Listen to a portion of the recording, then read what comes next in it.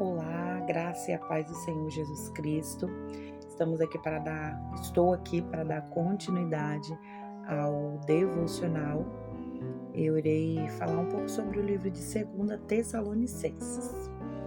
Paulo, Silas e Timóteo voltam à cidade de Tessalônica para esclarecer o mal-entendido sobre a volta de Jesus. Por isso foi escrita essa carta, segunda carta aos Tessalonicenses, pois o povo, entendendo que já estava acontecendo ali o juízo de Deus, o povo foi enganado por falsos profetas, falsos ensinadores ali da palavra de Deus. Então eles se deixaram enganar e muitos deles pararam de trabalhar, achando já que estava se cumprindo ali o juízo de Deus. Então Paulo precisou retornar à cidade de Tessalônica para desfazer esse mal entendido, digamos assim. A carta de 1 Tessalonicenses, ela foi escrita nos anos 51. E 2 Tessalonicenses, provavelmente, poucos meses depois foi escrita, enquanto Paulo permanecia em Corinto. Paulo, Silas e Timóteo. E Paulo, Silas e Timóteo está ali na cidade de Tessalônica para ensinar os irmãos. Ali no primeiro capítulo tem por intuito ensinar os irmãos a ser gratos, a dar sempre graças a Deus pelos benefícios e por tudo que o Senhor faz por nós. Então esse foi o ensinamento de Paulo ali no primeiro capítulo de 2 Tessalonicenses. Lá no segundo capítulo, Paulo adverte os irmãos para que não se deixem enganar por cartas, por profecias. E Paulo é bem claro em falar com os irmãos ali de Tessalônica que é importante manter a fé, é importante se manter firme. Assim como nos dias de hoje, muitas vezes nós vemos, infelizmente, né, sempre acontece caso de falsos profetas que têm tentado enganar o povo de Deus. Então nós sabemos que a palavra de Deus diz: o povo sofre por falta de conhecimento.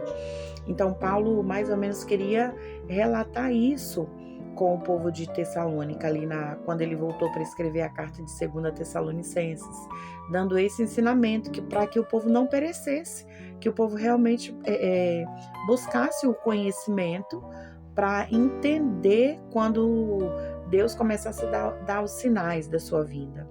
Então, nos dias de hoje, nós trazemos também para nós que nós possamos nos colocar sempre à disposição, que nós possamos nos colocar sempre buscando, né, disposto a buscar mesmo a palavra do Senhor, dispostos a estudar, a se alimentar verdadeiramente o nosso espírito, porque quando nós criamos essa intimidade com Deus, quando nós começamos a alimentar o nosso espírito, nós jamais seremos enganados por falsos profetas. Então, que verdadeiramente nós possamos ter isso em nosso coração, para ter o discernimento de quando verdadeiramente o profeta está falando ali do espírito ou quando ele está falando ali da carne. E ali no capítulo 2, a partir do versículo 13, Paulo dá a exortação à perseverança.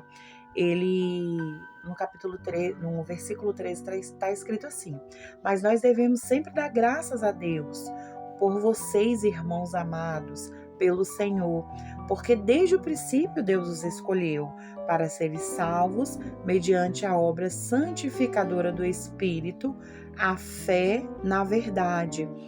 Ele nos chamou para isso por meio de nosso Evangelho, a fim de tomarem posse da glória do nosso Senhor Jesus Cristo. Portanto, irmãos, permaneçam firmes e apegue-se às tradições que foram ensinadas a vocês, quer de viva voz, quer por carta nossa. Então Paulo adverte aqui para que nós possamos nos colocar sempre firmes ali na presença do Senhor, verdadeiramente sabendo que o Senhor nos escolheu desde o princípio, desde o ventre da nossa mãe. Nós somos escolhidos para ser pregadores ali da palavra do Senhor para pregoar as boas novas do Senhor. Então, que verdadeiramente nós possamos guardar a palavra do Senhor em nossos corações. E ali no capítulo 3 já, Paulo faz um pedido de oração. Paulo pede aos irmãos ali de Tessalônica que ore por eles, né? Que ore por ele, por Tito, que ore por ele, por Timóteo e por Silas. Ele faz esse pedido de oração aos irmãos, que nós possamos orar, né, uns pelos outros. Aqui Paulo nos ensina também dessa forma, a orar uns pelos outros. Principalmente devemos estar sempre em espírito de oração para os profetas, os missionários que fazem a obra do Senhor, tanto no Brasil quanto fora do Brasil, para que sejam livrados, né, de homens maus, de homens sanguinários, assim como Paulo mostra aqui no capítulo 3 de 2 Tessalonicenses, que ele pede essa oração aos irmãos, né, para que os irmãos possam orar e assim os profetas possam fazer a obra do Senhor, conforme a vontade do Senhor. Porque realmente nós precisamos uns dos outros, nós precisamos orar uns pelos outros, nós precisamos dessa comunhão com os nossos irmãos. E ainda no capítulo 3, Paulo, com muita sabedoria, ele nos adverte, né, através da palavra, a afastar dos irmãos que vivem ocioso. Nós não devemos, na verdade, nós precisamos procurar amizades que nos aproximam do Senhor. Então, essa é a verdade, que nós não venhamos ter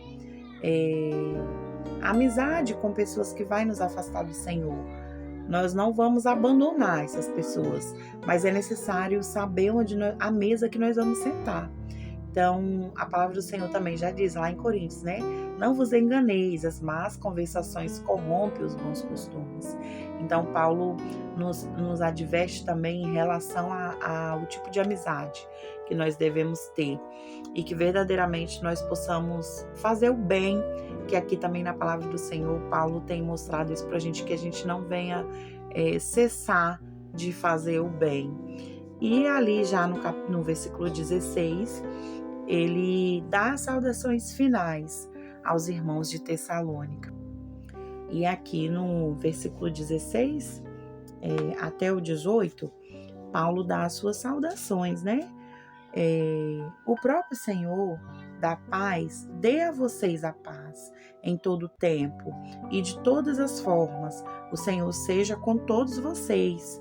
Eu, Paulo, escrevo saudações de próprio punho, a qual é um sinal em todas as minhas cartas. É dessa forma que escrevo. A graça de nosso Senhor Jesus Cristo esteja com todos vocês e que verdadeiramente nós possamos buscar cada vez mais o ensinamento do Senhor, que verdadeiramente possamos nos aprofundar na palavra do Senhor, para que não venhamos perecer, para que possamos também continuar fazendo bem, sem olhar a quem, verdadeiramente não venhamos cessar de fazer o bem ao nosso próximo, que possamos fazer tudo com amor, que possamos fazer sempre como se estivesse fazendo para o Senhor, porque verdadeiramente é assim que é. Quando nós cuidamos do nosso próximo, quando nós cuidamos dos nossos irmãos, nós estamos fazendo para o Senhor. E essa é a palavra que deixo para a nossa meditação no dia de hoje. Agradeço assim a minha oportunidade.